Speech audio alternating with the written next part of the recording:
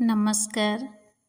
मो कविता कठरीरू मु दीप्ति आपण मानक स्वागत करुछि। आजिर पवित्र जन्माष्टमी अवसर रे आपण को हृदय अनेक अनेक शुभेच्छा और शुभकामना।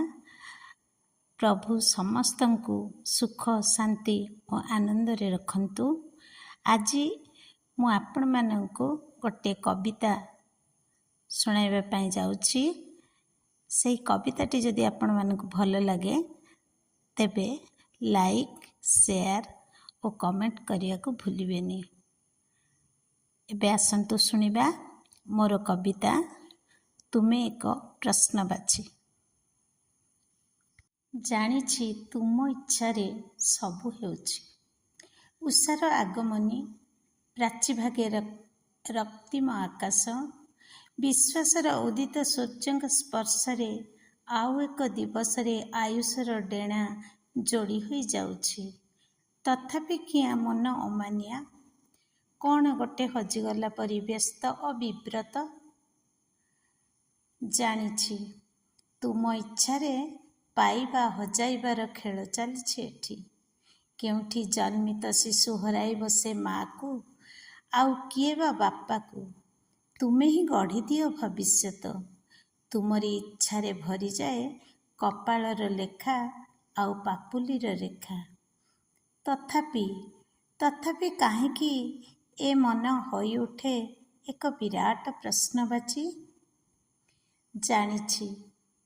जानिछि किछि देबा और किछि नेबा सबु तुमरी हातरे। तुमे चाहिले ए अप्रेम पृथ्वी रे प्रेम महमह बासे।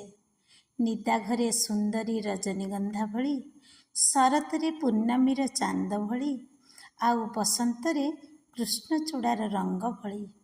ए आपण आपणर दुनिया रे केतेबेले अनुभव प्राप्तिर परितृप्ति नहीं आसे। केतेबेले बा शून्यता दांत निकुटी हसे।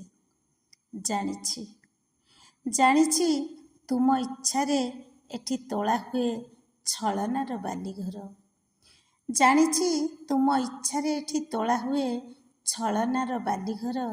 आविर्भाव हुए छद्मवेशी रावणर। एठी हुए भद्र मुखार व्यवहार।